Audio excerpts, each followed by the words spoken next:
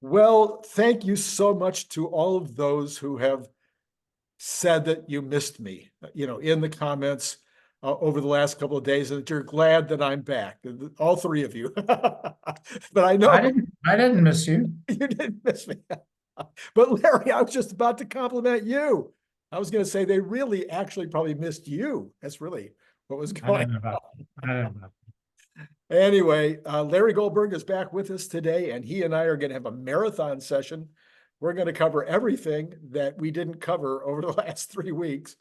And we've figured there's no chance we can actually do that, but we will go as long as both of us in our dotage are capable of continuing to put a good sentence together. How does that work, Larry? Is that good? That sounds fine. That All sounds right. fine. I survived the whole length of it. We'll see what happens. I'm getting on in life. I mean, I know. We have to take advantage. All right. So the first thing I'd like to really cover would be this transition. I talked about it about a week ago. I think everybody knows that it's taking place. I think even the street probably is getting a handle on it now. But I really want to talk about what is it going to really mean, this transition? Okay, the transition I'm talking about is Elon started saying 8 months ago, 9 months ago, this is now an AI company with a specialization in robotics, and the robotics are four wheels and two-legged. And therefore, it's not a car company anymore. And so that's a pretty big change for a huge company. But I think it's now clear that that is what has happened.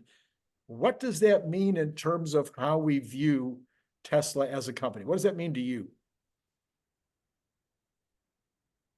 in a way, it's a continuation of everything I've expected from Tesla.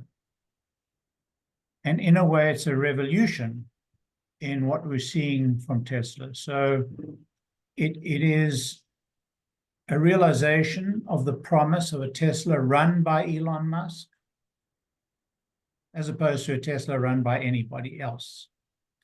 So Tesla reflects and represents the evolution in Elon's mind of this transition that we have to a sustainable future. And that transition, if you read what he writes in part 3, the Tesla mission part 3, clearly sustainable energy is central to it. But within that, the tools, the capability, go far beyond the physical devices required to achieve sustainable energy. So in that regard, you have the issue of AI, you have the centrality of AI. And so Tesla has to become an AI company in order to achieve this transition. And an AI company means something very different to an electromechanical manufacturing company. So an AI company uses electrons, an electromechanical manufacturing company uses, molecules. Tesla's always going to be manufacturing molecules, molecular devices, the robotic devices, whether they're 4 wheels or two limbs, 2 feet, 4 limbs. They're going to need manufacturing, they're going to need molecules. And, the excellence of Tesla's manufacturing is undoubted. But it is this evolution of AI external to Tesla that's been going on, but the evolution, more particularly the evolution of AI with the Tesla flavor, that is so important to this future.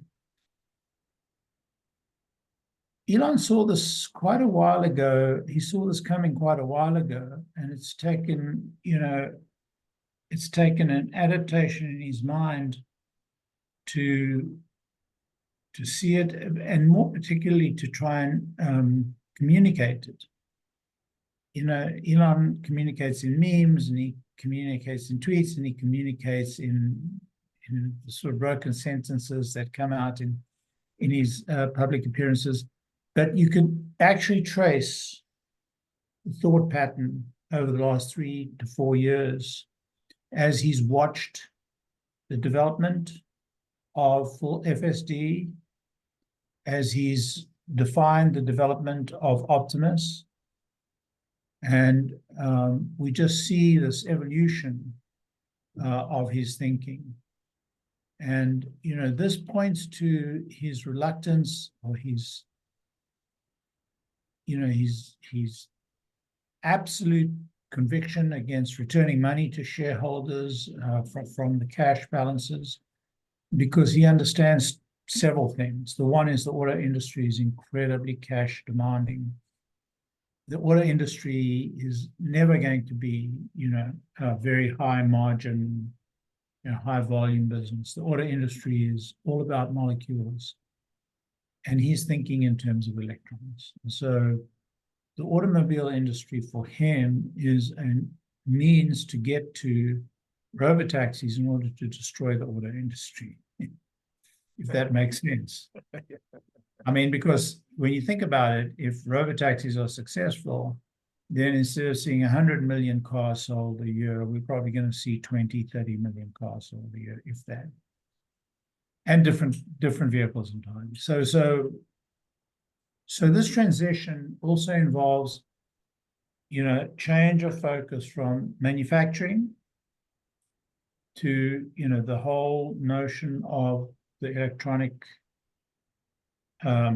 robot, and ultimately the use of the robot. Now, don't underestimate manufacturing here, because in order for Optimus to become, a mass market product, in order for the Robotaxi to become a mass market product, we're going to need, significant manufacturing capabilities, and Tesla are going to be a very significant proportion of all the cars and all the cars and robots that are manufactured. So while the focus is not on that for the moment, that focus will become clearer, and I think we'll get a glimpse of that, not a vision of it, but a glimpse of that on 8.8.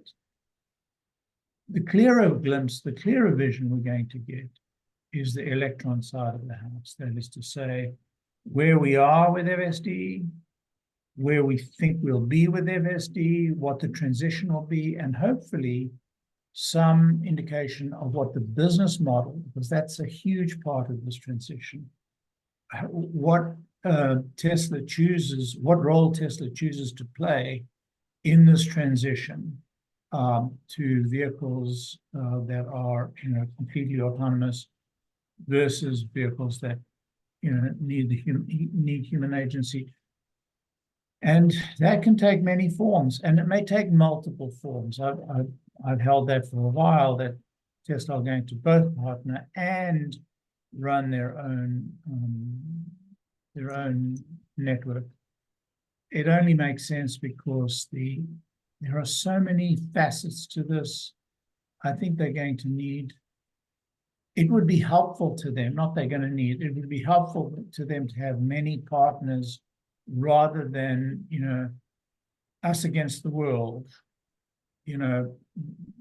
that they had to adopt in the original, electric EV rollout. I don't know if that answers the question or just poses more questions, but that's what I'm thinking about in terms of 8.8, and so I don't, that's my answer to your question. Okay, all right. So, yeah, so we're aligned on that, and I think this is clearly taking place, and it's clearly where Elon has been, and the world is trying to catch up to this. Some of the investors. I don't think the world is trying to catch up. I don't think the world, honestly, the world is too. All right. So I guess what I'm trying to say is, let me say it another way. In the X community and in the comments that I get on YouTube, there's a lot of there are many people who are asking the question, what is my investment now? You know, Yeah.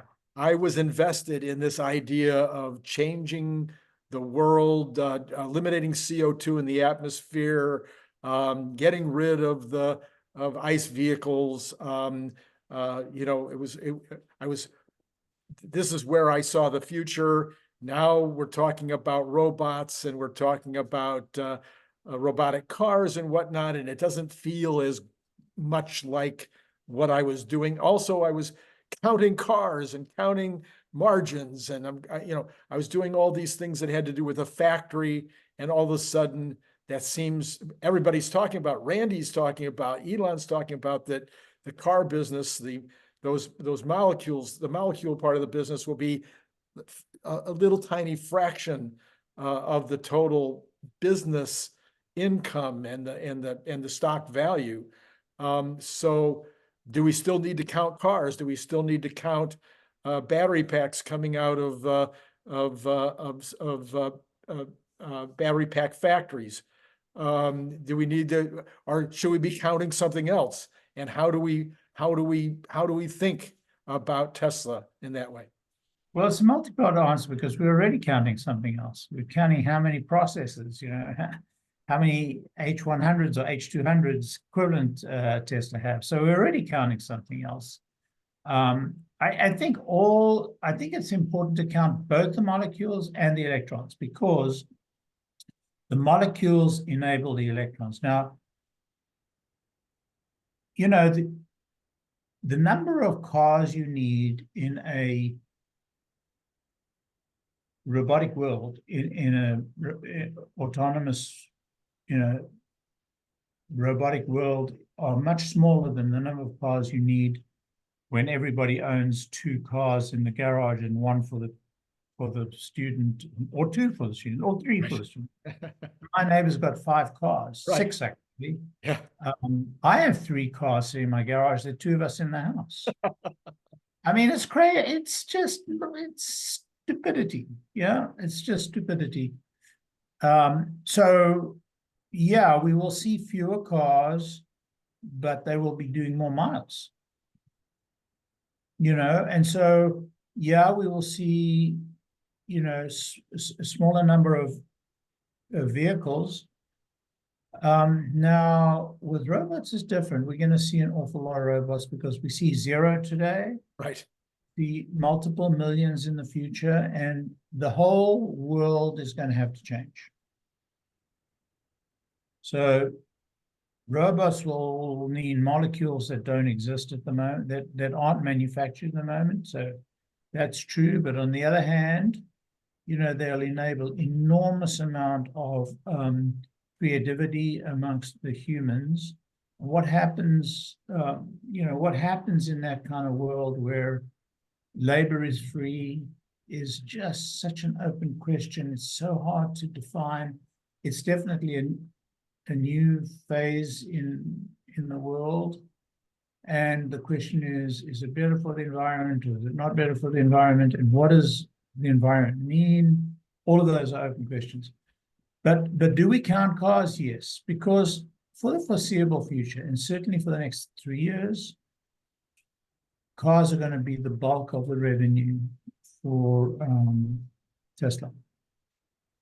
Beyond the 3-year horizon, I see the change occurring. So the next 3 years, there will be, and Wall Street will be on and on and on and on about cars. And if the cars fall down in total numbers, then Wall Street, big panic. And it's a buying opportunity. If you believe in a robotic future. If you don't believe in a robotic future, you should not be in Tesla stock, because the car company and the energy company together do not support the future share price that we're looking towards, and possibly not even the current share price. I think there's already a significant quotient of the share price that are built in from robotaxis.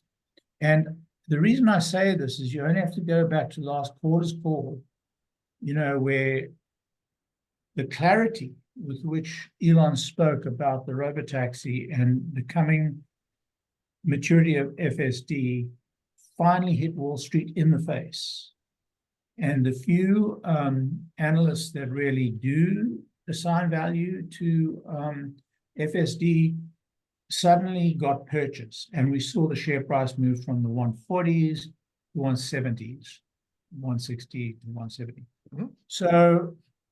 So I think there's already a component in there. And the question is on 8.8 is to what degree does Tesla seal the deal with its investors as to their belief in the future? History tells us that they don't do that well on these investor days or on these autonomous days or whatever. That's what history tells us. But, 12.4, I mean, the rate of improvement is unquestionable at the moment.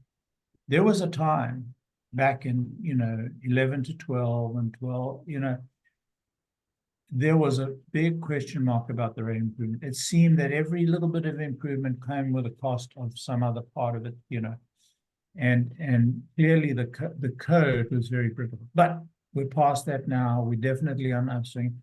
Whether we hit another, barrier, only time will tell. But it looks very promising.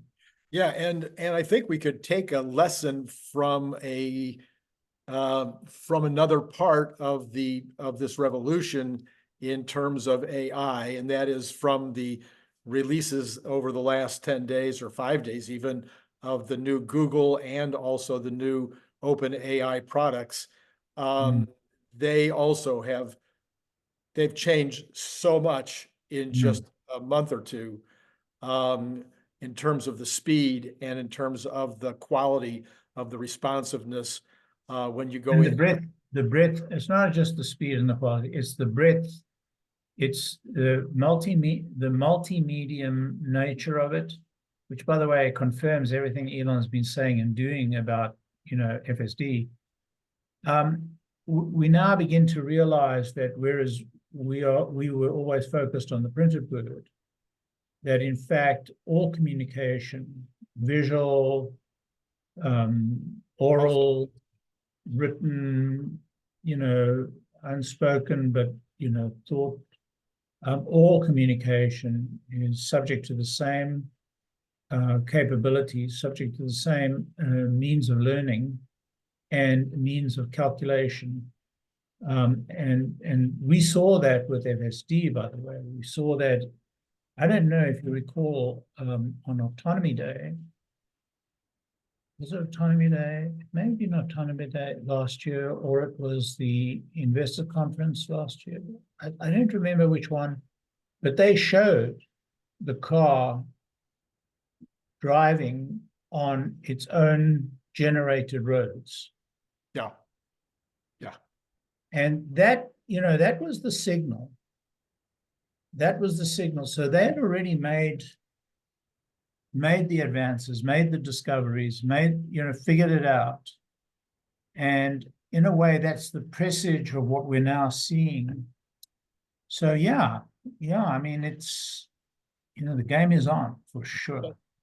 All right, so then that brings into question, so not brings into question, but causes me to want to take another look at, I can't tell you how many times I've concerned myself, and you and I have even talked about it on the show, like what's happening in Mexico and what's happening with Reno and what's happening with my darn semi trucks and all this kind of stuff. And now it seems maybe, again, Elon, if he's anything at all, if there's anything that I would love to have his superpower even more than I think I do, and that is his ability to see the future. Yeah, he got the recession in 2023 wrong, but so did you. True. Anyway, but I'll tell you something. Okay. Yeah, sorry. Yeah, so what I'm saying though is what he maybe though has done is he has looked at the future, and he's way out ahead compared to me, And he said, okay, I've got 30 billion in the bank, and I want to hang on to that 30 billion for what's going to happen with FSD, what's going to happen with robots, what's going to happen with this and Robotaxi rollout. And therefore, I don't want to risk these new investments while the economic situation seems so tenuous. I'll tell you, I will make a claim to understand his thinking. Okay.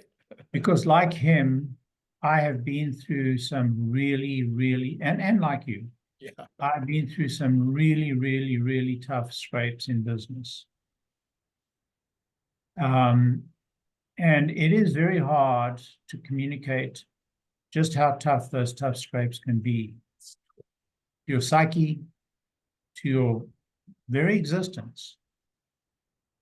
I know what he went through in 2008 because I've been there, I've lived it.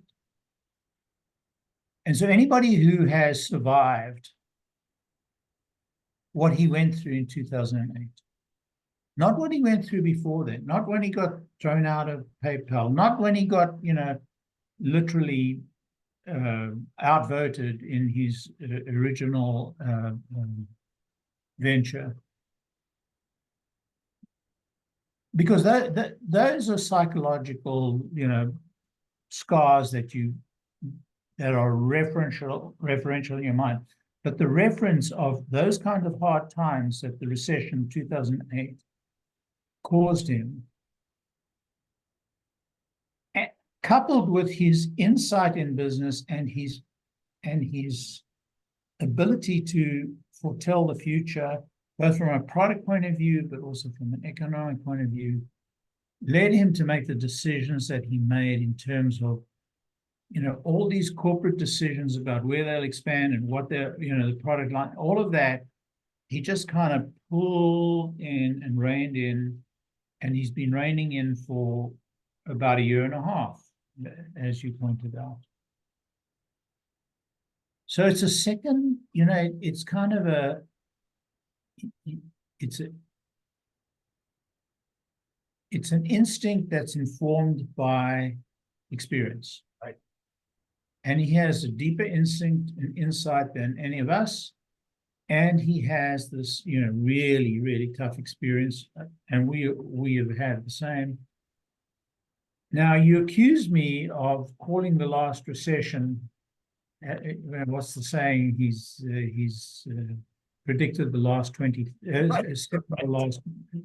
the last 7 recessions. But while there wasn't a recession, there was an extremely confused reality. Yeah, there was.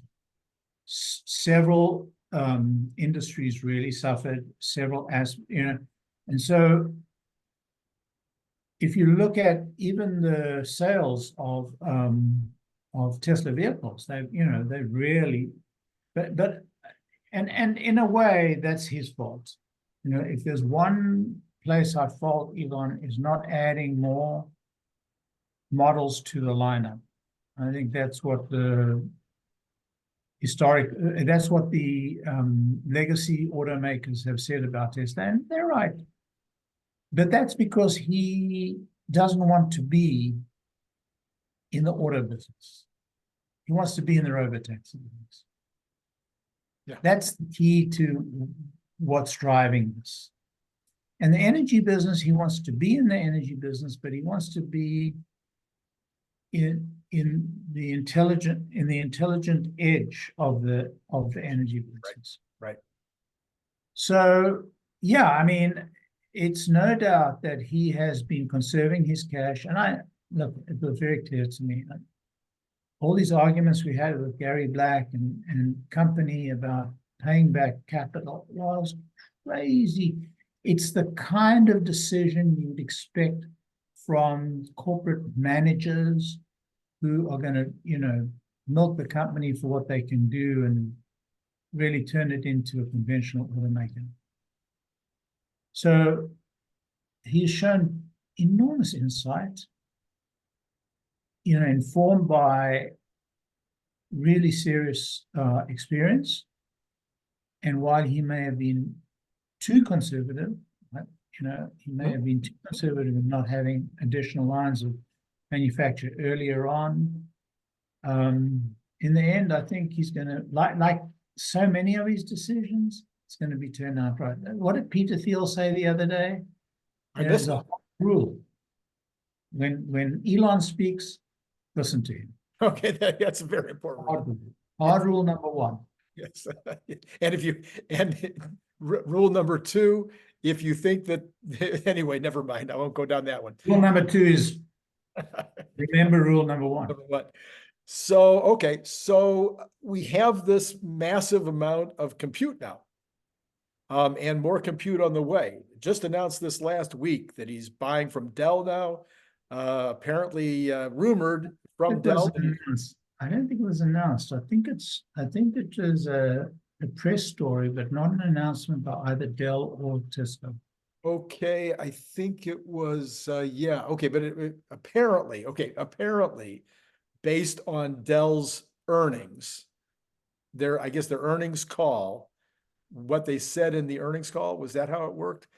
Anyway, let's just say there's evidence that Elon is trying to buy compute wherever he can buy it. How's that? Well, the partnership with Dell is interesting because Dell was featured as a guest at NVIDIA's annual day. Mm-hmm. You know, so and NVIDIA went to great lengths to welcome him. So clearly, Dell has been forward in this revolution and in acquiring this.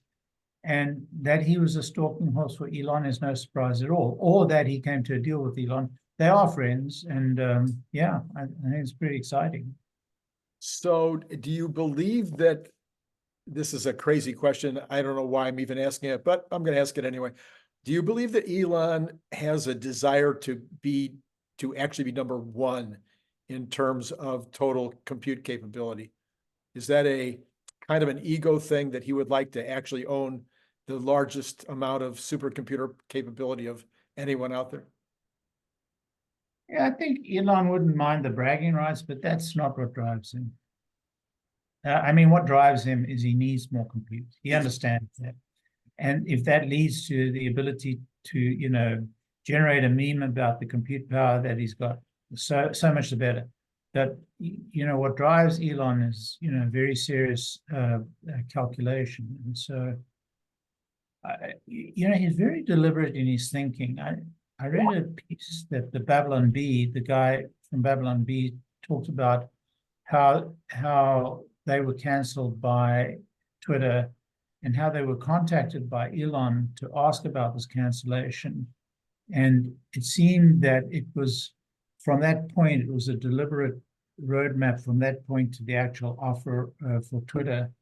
Because it was after that he posted to Twitter, you know, there's a serious poll, it's going to mean something, should I buy Twitter? Right. And so I think that while he enjoys the game, I think he's a very serious thinker, and he doesn't make a move without calculating it and doing the analysis very carefully. So I have just listened to, I don't know how many hours of conversation about the overall AI revolution, the potential towards AGI, Sam Altman interviews, and what do you call it, the All In podcast from the last 2 weeks. And I am beginning to really feel as if 99.9% of the population has no idea how big this is, and that it is going to be, while Sam Altman said the other day that it will be 2 years before we really start to see the impact at the business level, that once it hits, it is going to be just absolutely one of the things I said in an All In podcast yesterday that touched me, and probably touched you too if you listened to it, was the reduction in the amount of money that it's now going to take to do a startup. That a complex startup, a company like a Tesla, that might have needed 50 million in capital 25 years ago or 20 years ago to start, might be able to start with 10 million in capital because of all the ways that AI is going to reduce the amount of executive power, executive needs, just right down through the entire system. I think you've chosen the wrong example. Oh, okay. Because Tesla was all about molecules in the past. I think AI will certainly assist, not at the edges. I think they'll assist greatly in terms of improving the capital and margins on manufacturing. But in terms of a startup, I don't think it's going to have a huge impact. Well, it'll have an impact, but whether that impact is 20% or 30% of the capital, I think is the conversation. I think what the guys were talking about was startups to do with, software. Mm-hmm. These guys are all in all software. And services. Well, software services. No, I'm sorry. I'm saying services too, like accounting, legal, etc., will also be impacted. Yeah. But that's the effect will be because they will be software driven, right? And the software will be self-writing, self-generated. But I don't think we will see the AI revolution in manufacturing will come about through robotics. Mm-hmm. Yeah, so that becomes second part, right, Larry? We're talking about the embodied.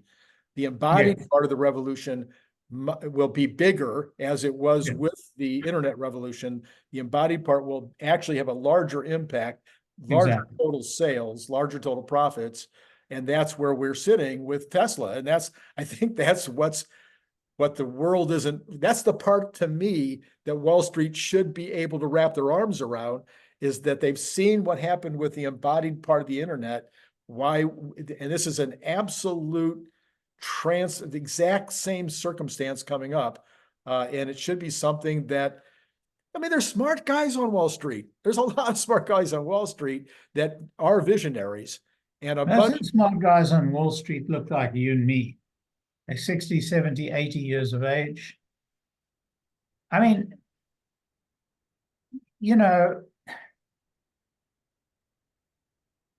Charlie Munger just passed away at the age of 99. Yes. And he was like, this icon. Yes. So the icons, are aging out. The smart guys on Wall Street are all in the upper 40s, upper 50s, and getting into their 60s and 70s. I am not sure that anybody in Wall Street truly understands the revolution that's taken place. Now, a lot of the startup guys, a lot of the venture capital guys, and even the private equity guys kind of get it. But the Wall Street analysts don't focus on those guys. There isn't an analyst community, a public analyst community. There certainly are a lot of, people who write in magazines relating or into publications relating to private equity and VC activity. But, if you look at my investment portfolio, my investment portfolio today is more in startups and private venture funds than there are in public companies. Tesla, I think, is one of the few public companies I have left. Now, if you go back 4 years, somebody asked me for what my investments looked like, portfolio was in 2020, just before the pandemic, and I printed it out, and it was all the usual suspects. Apple, Amazon. Apple. I was never invest in Apple ever. Apple, never. Wow. No, never. But definitely like Amazon and Nvidia, Google. I'm not complaining. I did very well out of it. Yes. But today, when I looked at my investment portfolio, which I did as a matter of answering this, I've got like maybe 3 public companies left. Wow. Yeah. Which one? The main one is Tesla. Yes. But the other all private investment. Yeah. Yeah. And what are they invested in? Robotics companies, and Neuralink and well, Redwood is but that's not a fair reflection, because I'm a very small percentage of my portfolio is invested in equity stock. Anyway, yes, right. Anyway, so yeah. All right. So let's see. Let's maybe we've done that. What we've got this 8-8 coming up. Yeah. I think it's probably the most important thing that we've seen in Tesla in the year that you and I have been doing some shows together. Yeah. There's been lots of important things. So to say that this is the most important is quite a statement, because we've been through some really big days. But what is your thinking right now about the run up to 8-8? Will we see, for instance, will there be a beginning of a robotaxi service with a supervised driver still in the car prior to the launch of the physical vehicle discussion on 8-8? How are you seeing that at this point? Yeah, I'm not that concerned with the mechanics of how they're going to move forward, whether there's going to be a driver-based Uber-type project. What I'm really interested in is, and whether we'll even hear it on 8-8, I don't know, is the business model that they're targeting. Okay, who the partners, how are they Whether going to? they're partners, who are the identified partners, what is the service going to look like in terms of how they're going to run, the charging network, how they're going to run the support network, where are they going to be starting? Just huge number of questions. And, clearly it's going to be like all their days, are going to be a high level. And so it's going to be very disappointing for the pundits, because it's going to be too high level, not sufficient detail. So everybody's going to fill in their own detail. And so then those naysayers are going to fill in negative details, and then the champions are going to fill in the positive.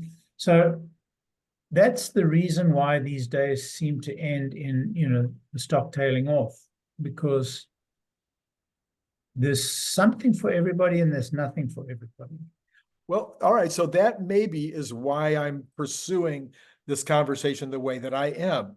So I'm trying to put on my entrepreneurial hat, which I always do in these situations.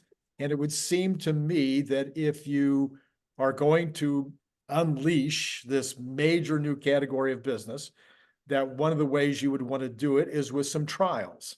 You and I have talked about trials in this category for a long time. So right.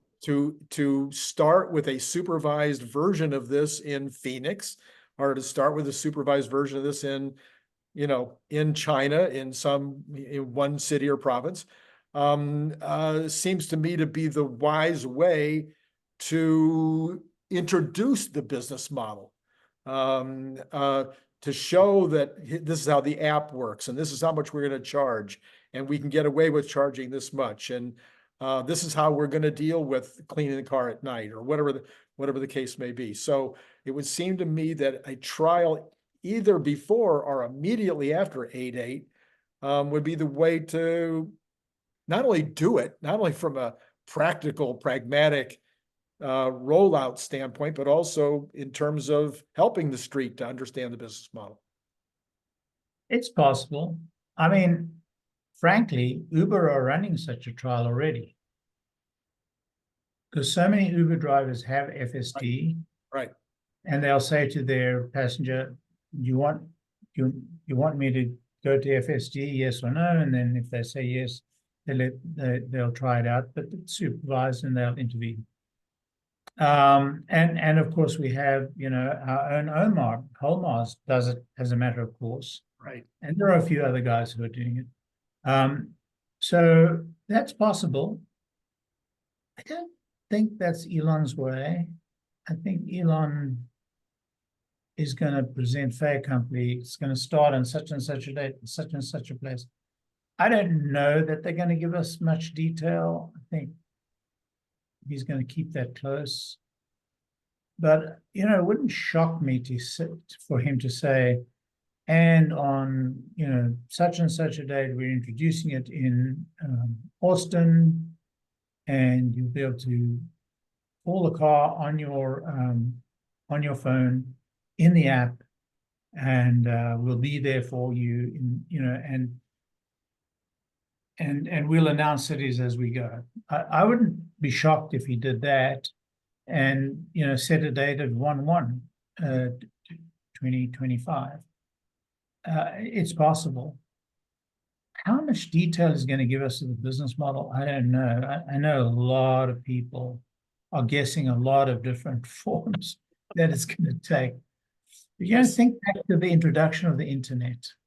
Think back, you know, to 2000, and think back about the guessworks of the different business models and the different apps and types of apps. And, you know, then, you know, 10 years later, we had the iPhone. And just think about where we are today compared to where we started and what people were thinking in that time. It's going to evolve, and they're not going to guess right the first round. So it's interesting. I mean, they've never given us a lot of detail. They've always given us a lot of concepts and, you know, projected a lot of concepts. But we'll see. I mean, you know, time will tell. Yep, I took an awful lot of Ubers over the last 3 weeks, and I don't know if the word got out, because, you know, one of the business models that people have been talking about is that Tesla will be able to charge more for a Robotaxi because they won't have to listen to the driver. And I noticed on most of my Robotaxi trips this time, the drivers were not trying to engage. So maybe that that got leaked out. I'm not sure. It's possible. So all right, let's see. Another subject on my list here. Let's see here. I was considering about yes, the Optimus. Some people, you know, right now we're looking at maybe, I don't know how many competitors, dozens, and well, I know there's at least 26 or 27 that have been identified. Personally, I think the more competitors, the better, in a different way this time, Larry. And the way that I think the more competitors, the better this time is because there's no product yet. And so at this point, the competition comes in and shows cool new ways of thinking about the robots. That, you know, I've always said that if you don't have a competitor in the market, you're at a disadvantage in terms of, especially something revolutionary. You're at a disadvantage because you're all by yourself. You're the pioneer, and a lot of people aren't going to believe you. But if you got at least one competitor out there telling your story, even though they're competing with you, it not only makes it more likely that the world gets it, or your customer base gets it, because you got two guys both pitching, but you're also got two guys that are pitching against one another, and it makes both companies better as they try to outdo and improve, and et cetera, et cetera. So now in this case, we get a chance to really prove my case or not, with 26 or 27 companies all coming out with these weekly or bi-weekly videos showing new capabilities. What do you think? Well, you know, when Tesla started manufacturing the electric car, they were a sample of one. Yeah. Now we have a sample of 26, or however many, maybe there'll be 100. So it all boils down to efficiency of manufacture, efficiency of distribution, quality of software. It's now a standard, you know, competitive field. It's going to be a while before they're all sorted out. It's a very large market. We think it's a very large market, we think it's a very large market. So we think that's going to be okay. The huge advantage for Tesla in the cars are the cars. They've got 5 million of them on the road, and they're going to have many more on the road than anybody else in terms of number of people driving with the sensors engaged in the car. In that regard, Elon is going to be regarded as a genius. In 20 years' time, when people look back at the revolution, at the Robotaxi revolution, and say, how did he figure out to put those sensors in the car so many years in advance? And how did he know that they were going to work? Even today, people claim they're not going to work. Yeah. You have this sensor and that sensor, blah, blah, blah. Those people are becoming quieter and quieter, but that was the sense at the time. Sure. With a robot, it's unclear where the advantages lay. Yes, Tesla are manufacturing geniuses. Yes, they have incredible engineering, and they have great electronics, custom technology, but NVIDIA have great electronics as well. Except I don't think NVIDIA's electronics are quite as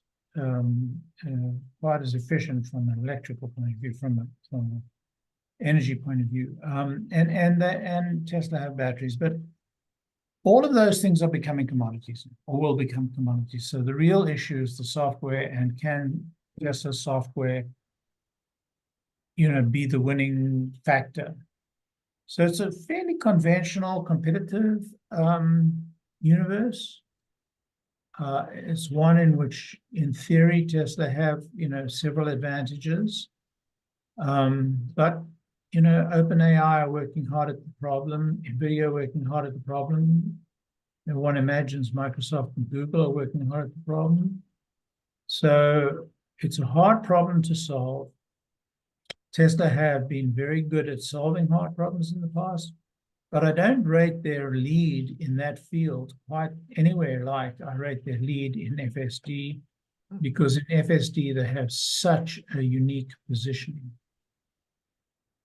So there was for instance, as an example of the competitors, we had a competitor. I can't keep track of all 26 names yet. There is one of the competitors announced last week that they have a $16,000 robot. Yeah. They have a $90,000 robot, but now they've got a smaller version that's only 16,000. This rocked my boat a little bit from both the standpoint of kind of setting some parameters on what the retail might be, if you want to call it retail. The end price for a user might be in the range of 16 to 100,000. Not that that wasn't already probably what a lot of people were thinking, although the low end was probably lower than a lot of people were thinking. But it also rocked my boat a little bit from the standpoint of these folks are making no estimate. No, they're not talking at all about leasing. They're only talking about selling. Did either of those impact you at all? Not really. I mean, it's so easy to announce these numbers when you're a small company at the edge of the market. It's normal. I mean, this is what I mean about the commodity nature of it. I mean, you can get a robot to walk today and probably put it on the market. I think 16,000 is probably somebody's imagination. But I mean, quite clearly, you can do quite well at a relatively low price for a relatively primitive device. But they're not going to sell for 16,000. They're going to be in the $60,000 to $100,000 at the outset. Ultimately, they will be down to 16,000, but that's quite a long time to come. Okay, so that's when they reach the tens of millions. Right. So these folks, that particular company, I think is already shipping their $90,000 robot. It might only be to a few labs and whatnot.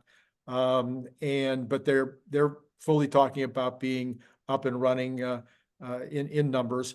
We've got a number of other companies now. They're talking about 2025. Are you now? I don't remember exactly where you were on all this. Do you expect significant shipments of robots from anybody and/or Tesla in 2025?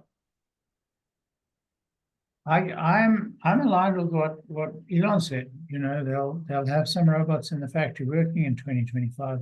I've said that all along. I don't think they're going to be shipping in retail in large quantities in 2025. I don't think anybody will. Okay.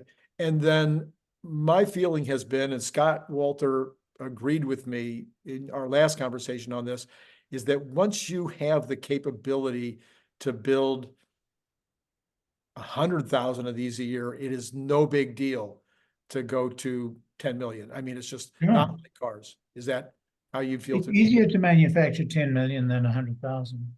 Okay, all right.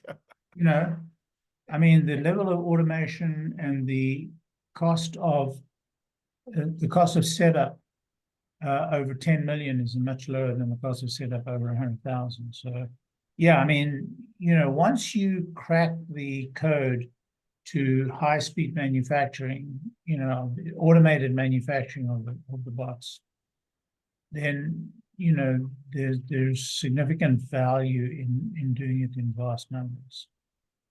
So Larry, very last thing I'd like to ask you today is, what haven't I covered that's really uppermost in your mind on the Tesla world or the Elon Musk world? Maybe it's actually Starship in maybe 3 or 4 weeks. I don't know. But is there anything I've left out that is really got you passionate right now? Well, in the Elon Musk world, I'm really focused on Starship. Okay. Starship is it's very close to my heart. I'm very excited with what's going on, and you know, I really you know, I want to be back in Texas. I want to see that thing take off again. It's just a great experience. But you know, on the Tesla front, there's so much happening all the time. I want to see how it all shakes out, how this new direction shakes out. I'm pretty excited to see Elon so engaged and, you know, making decisions again. And he's definitely targeting, you know, a very clear path. He's not telling us what that path is, but he is, and he's reshuffling and everything else. Some of it, you know, some of it was unplanned. I mean, he didn't let the supercharger team go from careful planning.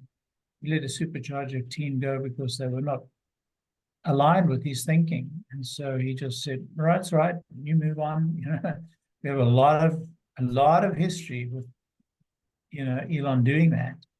And sometimes he will break something in order to remake it and pay the consequences. Yeah. So yeah, I'm pretty excited about, you know, the whole panoply of thing that's going on. And of course, the Neuralink experiment was very exciting. So yeah, just an exciting world to live in. And Elon makes it a lot more exciting than it was without him. Well, okay, Larry, I think we've covered the subjects that I had on my list. I'm shocked that we were able to get through all of them, but hopefully that kind of brings us up to date. And then I'll chase you around Europe over the next few weeks. Now that I'm back at home, it's easier, but I'll try to track you down for more opportunities as we go. Yeah, well, the next 2 weeks or 3 weeks, we'll be in Spain. 2 weeks, okay, yeah, a little bit over 2 weeks in Spain, and then I set off on the road trip across Europe, from the southeastern tip of Europe to the southwestern tip of Europe to the northeastern tip. In the Tesla that you're going to be borrowing. Yes, the Model 3, yeah. And I'm driving it right now. I've driven Oh, it. you're driving it now? Okay, all right. Oh yeah, we drove it from Amsterdam to Paris, down to the south of France, and now we're in Perpignan, which is at the foothills of the Pyrenees, and we're about to cross the Pyrenees. We're going to be in Spain tomorrow. Well, Spain is my second favorite company to travel in. So I will be intrigued to hear. It's been like 40 years since I was there, so it's probably changed a You gotta ton. go back. I You gotta gotta go. go back. Yeah. I'll give you a report. I'll let you have a report. Thank you so much, Larry, for being on Randy. board. And to all of you out there, it's been great talking to you.